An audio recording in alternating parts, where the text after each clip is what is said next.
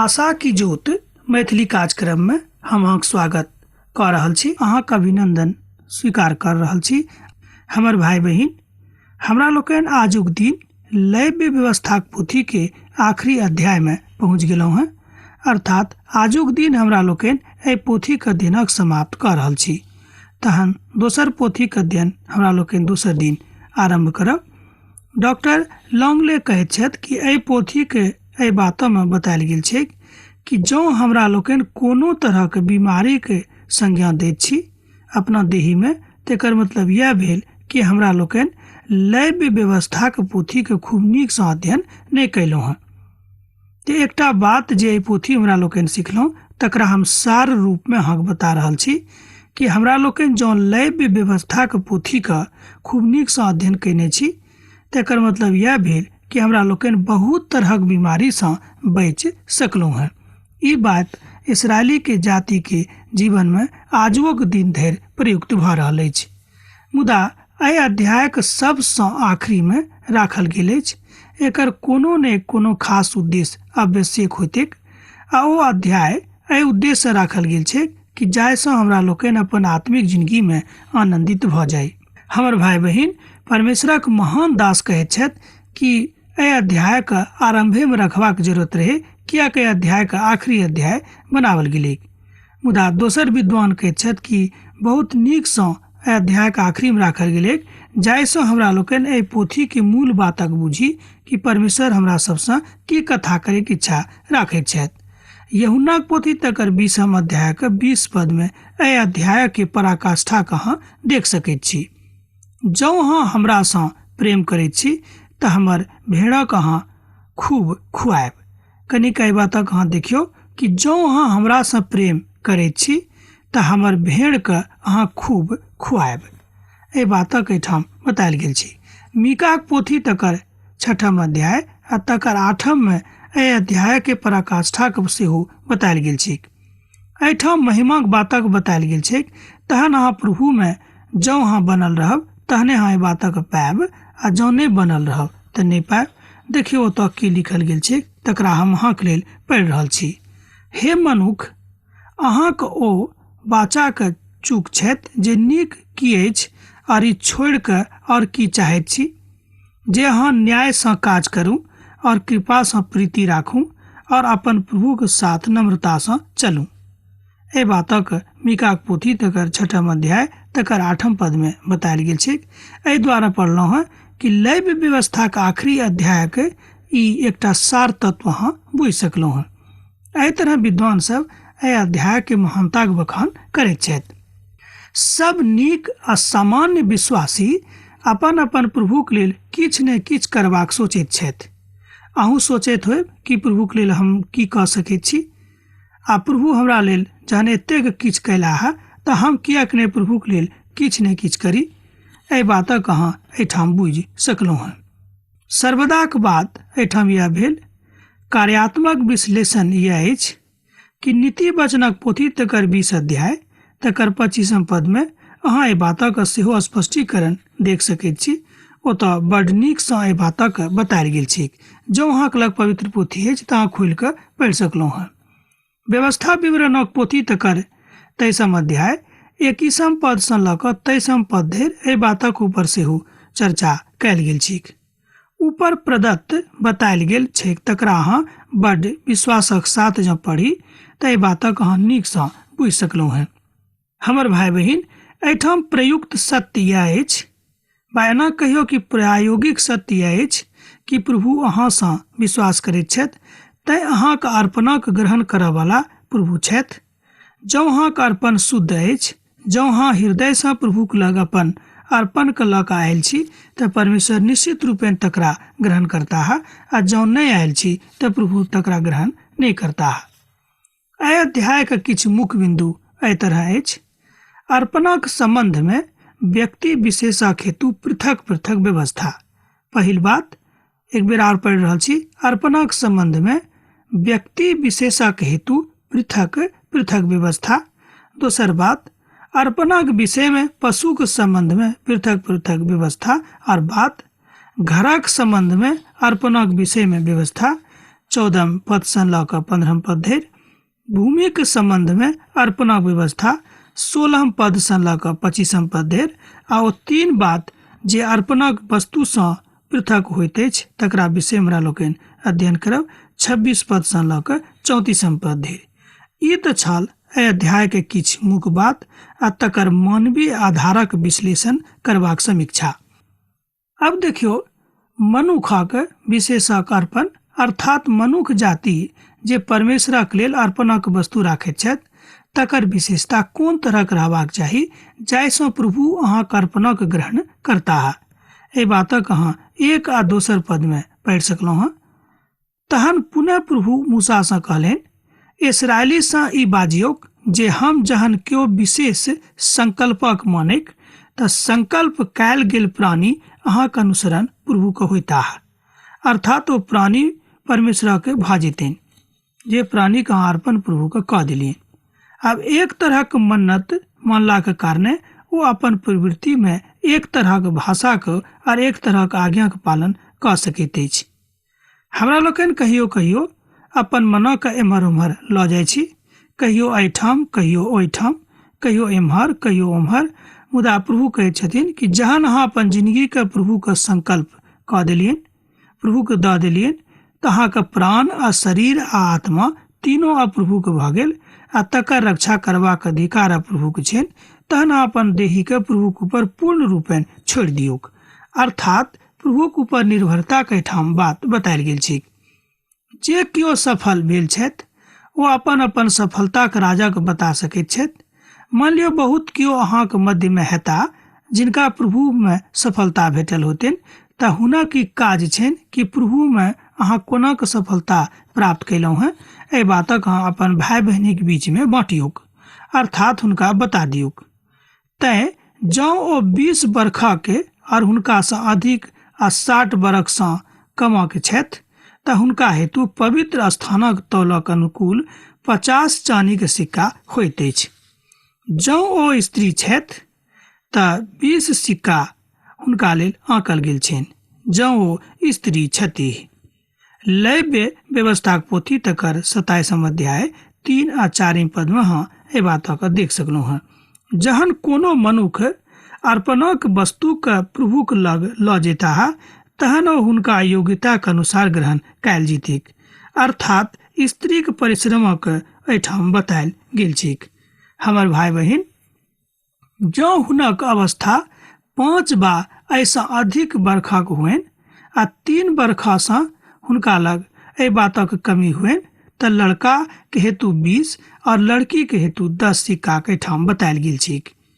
एहिठाम देखियो प्रभु परमेश्वर किनका कतेक अर्पण चढ़ावे छनि तकरा विषय में विश्लेषण कऽ रहल छथि।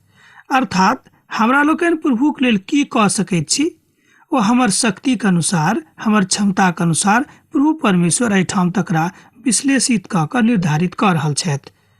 पशु के अर्पणक संबंध में अब हमरा लोकनि देखब। पशु के अर्पणक लेल पद 9 और पद 10 जँ देखब तऽ अहाँ पढ़ि सकलहुँ हैं। आ फेर जे एक सब प्रभु के पशु के चढ़ाबैत छथि आ जँ एहिमे से केओ संकल्प कयल जाय तऽ जे पशु ओ प्रभु के देबाक पवित्र ठहरेतैक तकरा ओ नीक सँ बुझि जेतैक। ओ तकरा कोनो कारणे नहि बतौलैक। ओ नहीं तऽ भूसक बदला में अच्छा और अच्छा के बदला में बुरा देतैक। और जँ ओ ओहि पशु के बदला में दोसर पशु के देख तऽ ओ दोनों पवित्र ठहरतैक। एहिठाम प्रभु परमेश्वर फेर पवित्रता के बात करै छथिन। ओ कहै छथिन कि कोनो दोख वाला पशु के अहाँ प्रभु के लेल बलि नहीं चढ़ायब। हमर भाई बहिन, एहिठाम फेर बलि के कथा आबि रहल अछि, सोनितक कथा अछि। जेना हम एक दिन अध्ययन करैत काल वहाँ से बाजने छलहुँ हैं कि ई सोनित प्रभु यीशु मसीह के सोनितक दिस इशारा करैत अछि। अर्थात परमेश्वर मनुष्य जाति में अवतरित भऽ कऽ मनुष्य जाति के लेल अपन सोनित बहावा पर छथि, एहि बातक दिस इशारा भऽ रहल अछि। मुदा एहि बातक सब केओ नहि बुझलथि। जे इसराइली में जे धर्मज्ञ छलाह, जे विद्वान लोग छलाह वा जे केओ प्रभु से डराबैत छलाह सएह बुझलखिन। मुदा जे आम जनता रहथि हुनका ई बातक ज्ञान ओहि काल में नहि भेटलनि। तैं एहि तरहक व्यवस्था ओहि काल में कयल गेलैक, जाहिसँ इस्राएली सब अपन पाप से मुक्त भ जायक और बलि द क प्रभु के पापक लेल प्रायश्चित करीक, जे प्रभु विरुद्ध में ओ पाप केने छथि। तहन कयल गेल पापक कारणे जँ अहाँ प्रभुक लग आबि रहल छी तऽ अहाँके काज अछि। पवित्र पोथी में लिखल गेल अछि, कतौ एहि बातक के सांकेतिक तक नहि अछि कि जे कियो खूब पैघ पैघ पाप कयलथि आ प्रभु के सन्मुख में आबि कऽ ओहि पापक मानि लेलखिन तऽ प्रभु हुनका माफ नहीं केने छथिन। एहि बातक कतौ पवित्र पोथी बाइबिल में विश्लेषण नहीं कयल गेल छै। अर्थात मान लियो काल्हुक दिन धरि अहाँ खूब पैघ खूब बड़का पापी छलहुँ हैं, आजुक दिन धरि मान लियो अहाँ कोनो नीक काज नहीं कयलहुँ हैं आ परमेश्वरक वचन सुनि रहल छी, ई सुनलाक बाद जँ अहाँ पापक परित्याग कऽ देलियै आ प्रभुक सन्मुख में चुपचाप अहाँ बाजि लियै, प्रभु हम आजुक दिनसँ अब कोनो पाप नहीं करब, तऽ प्रभु अहाँक सबटा पापक माफ कऽ देथिन। ई नहीं कि 2 टा के कऽ देथिन आ 4 टा के राखि लेथिन, से बात नहीं। ओ सबटा पापक ओ माफ कऽ देथिन। भऽ सकै छै कि एतेक पाप अहाँ कयने होयब तकर अहाँ गिनती नहीं कऽ सकैत छी, मुदा एहिके बादो पिता परमेश्वर अहाँके माफ कऽ देथिन। तहन याचक पशु के गुण और अवगुणों के विचार कऽ कऽ तकरा मोल ठहराबेक, और जतेक याचक ठहराबेक तकर मूल्य ओतबे हुएक। एहिठाम देखियो एक बेर फेर पिता परमेश्वर मनुष्य जाति के स्थिति के अनुसार सामाजिक स्थिति के निर्धारण कऽ रहल छथि। किएक तऽ ओ चाहैत रहथिन कि इस्राएली सबक एकटा व्यवस्थित समाज रहैक, अर्थात मनुष्य जाति के पिता परमेश्वर व्यवस्थित ढंग से व्यवस्थित करे के इच्छा राखैत छथि। आ संकल्प करऽ वाला ओकरा जँ छोड़ाबेक इच्छा राखैक तऽ जे दाम याचक ठहरेने छथि ओहिमे से 5म भाग बढ़ा कऽ देक। एहिठाम मान लियो कि ओ पशुके लऽ कऽ गेल आ हुनका इच्छा छनि कि तकरा हम छोड़ा लियैक, तहन ओहिठाम एकटा सेहो विधानक बतायल गेल छै कि ओहि पशु के 5म भागक दाम अर्थात 5 गुना दाम दऽ कऽ अहाँ तकरा छोड़ा सकलहुँ हैं। ओ दान प्रभु के मंदिर में रहतैक आ प्रभु के काज में लागतैक। हमर भाई बहिन, एहि तरह के वृत्तांत ओहि काल में बतायल गेल छै। अब हमरा लोकनि देखब बाड़ीक अर्पण।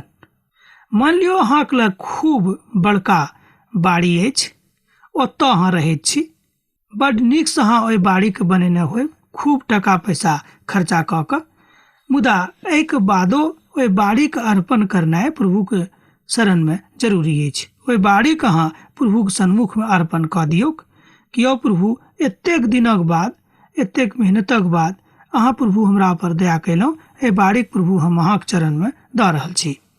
एहि बातक देखियो आजुक दिन धरि बहुत सेवक लोग करैत छथि। बाड़ी बनाबे से पहिनहिए एहि बातक ओ अपना जिंदगी में करैत छथिन। एहिठाम जतेक उत्तेजना के बात बतायल गेल छै, ठहरावल गेल छै, ओ सबटा प्रभुक नजरी में खूब नीक अछि। जँ घरक पवित्र करऽ वाला तकरा छोड़ाबऽ चाहैत छथि, जतेक रुपया याचक तकर दाम ठहरौने छथि ओहिमे से 5म भाग बढ़ा कऽ दऽ कऽ ओ छोड़ा सकैत छथिन। अब मान लियो केओ बाड़ी के अर्पण कऽ देलखिन आ केओ चाहे छथि कि नहि बाड़ी हम छोड़ा लिए, तहन एहिठाम विधान बतायल गेल छै कि ओहि बाड़ी के 5 गुना दाम दऽ कऽ अहाँ ओकरा छोड़ा सकलहुँ हैं। एहिठाम बाड़ी के संबंध में याचकक अधिकार और तकर राजक विषय में बतायल गेल छै। पिता परमेश्वर याचक का ये अधिकार देलखिन। मान लियो जो अहाँ प्रभु के दास छी तऽ बातक ऊपर अहाँ बड़ गंभीरता से विचार करू कि प्रभु के अहाँ दास छी, एहन कोनो काज अहाँ नहीं करी जाहिसँ प्रभु के नीक नहीं लागेन वा हुनका चोट पहुँचेन, किएक तऽ अहाँ प्रभु के दिस सँ नियुक्त कयल गेल दास छी। हमर भाई बहिन, मसीही जिंदगी में एहि बातक ऊपर विचार करनाइ बड़ आवश्यक अछि।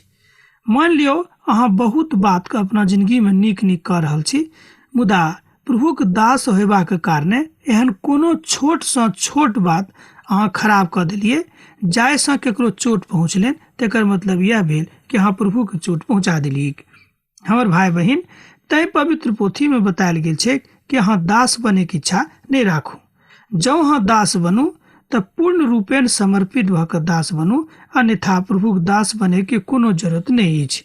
खेतक अर्पणक संबंध में अब हमरा लोकनि देखब कि जँ केओ प्रभुक लेल भूमिक किछु भाग प्रभुक लेल पवित्र ठहरेबाक इच्छा राखैत छथि तऽ तकर मोल ओकरे अनुसार ठहरेक जकरा में जतेक बिया पड़ल अछि।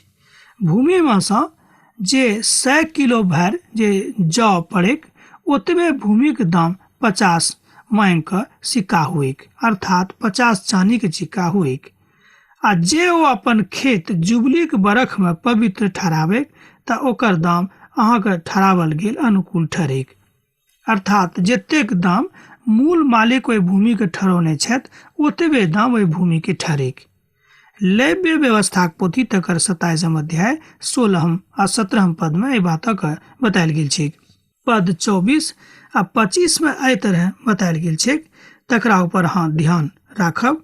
हम पढ़ि रहल छी। जुबली के बरख में ओ खेती ओकरे अधिकार में जकरा सँ ओ मोल लेवल गेल हुएक पुनः आबि जायक, अर्थात जिनक ओ निज भूमि हुएक तकरे ओ फिर जायक। एहि बातक ओहिठाम बतायल गेल छै, अर्थात जाय जाय वस्तु के मोल याचक ठहरावेक तकर मोल पवित्र स्थानक तौल में होइत चानी के एकटा सिक्का जे प्राय 12 ग्रामक होय ओहिठाम रहेक।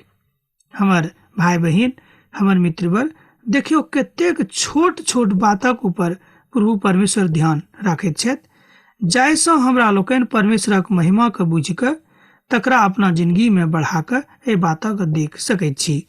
तकरा बाद प्रभु अपन ज्ञानक चक्षु के खोलि कऽ अहाँके लग आनि देथिन। तहन जहन अहाँके ज्ञानक चक्षु खुजि जायत तहन ओहि बात सँ अहाँ एहि बातक बुझि जेबै कि प्रभु अहाँ सँ कतेक प्रेम राखैत छथि। हमर भाई बहिन, अंतिम न्यायक रोज में जहन पिता परमेश्वर संसारक अंतिम न्याय करबाक लेल औताह, तहन हमरा सब हुनका सन्मुख में ठाढ़ होयबाक लेल नियुक्त कयल जायब, अर्थात जँ हमरा सब प्रभु के अनुसरण केने होयब तऽ हुनका सन्मुख में ठाढ़ होयब, आ जँ नहि केने होयब तऽ हुनका सन्मुख में ठाढ़ नहि भऽ सकलहुँ हैं। अब हमरा लोकन देखब पहिलौठाक अर्पण। मुदा घरेलू वस्तु के पहिलौठा जे प्रभु के पहिलौठा ठहरल अछि तकरा केओ पवित्र नहि ठहरावे, किएक ने ओ बछड़ा हुए वा भेड़ा वा बकरी नेनाक जे किछु हुए तकरा अहाँ पवित्र नहीं ठहरा सकलहुँ हैं, किएक तो प्रभु उनका पहिने से पवित्र ठहरौने छथि। मुदा जँ अशुद्ध पशु के हुए तऽ तकरा पवित्र ठहरेबा के बात एहिठाम बतायल गेल छै। हमर भाई बहिन, एहि बातक ऊपर अहाँ कनिक ध्यान दियौ कि पिता परमेश्वर अपन एकलौता पहिलौठा कहियो एकलौता पूत के संसार में पठा देलखिन, किएक तऽ जाहिसँ मनुष्य जाति जे केओ हुनका ऊपर विश्वास करेक ओ नाश नहीं हुए मुदा अनंत जीवन प्राप्त करेक। एहि बातक गंभीरता के हमरा लोकनि लेव्य व्यवस्था पोथी सँ देख सकलहुँ हैं। मुदा जँ ओ अशुद्ध पशु हुएक तऽ तकरा पवित्र ठहरावे वाला, तकरा याचक ठहरावे वाला भेलेक, अनुकूल तकरा 5म भाग और बढ़ा कऽ छोड़ा सकैत अछि, और जँ ओ छोड़ावे वाला नहीं हुएक तकरा अहाँ याचकक लेल आनि कऽ छोड़ि सकलहुँ हैं, दाम पर बेच देवल जायक। एहिठाम प्रभु बता रहल छथि कि कोना अहाँ ओहि पशु के जे पहिलौठा छथि बेच सकलहुँ हैं। पहिलौठा किएक ने ओ मनुखक हुएक वा पशुक हुएक, ओ प्रभुक भऽ जाइत अछि। एहिठाम देखियौ, एहि बातक कनि ध्यान दियौ। पहिलौठा किएक ने ओ मनुखक हुएक वा पशुक हुएक, ओ प्रभुक भऽ जाइत अछि, किएक तऽ प्रभु स्वयं अर्पण छथि। एहि बातक ओ सूली पर चढ़ि कऽ सिद्ध कऽ चुकल छथिन।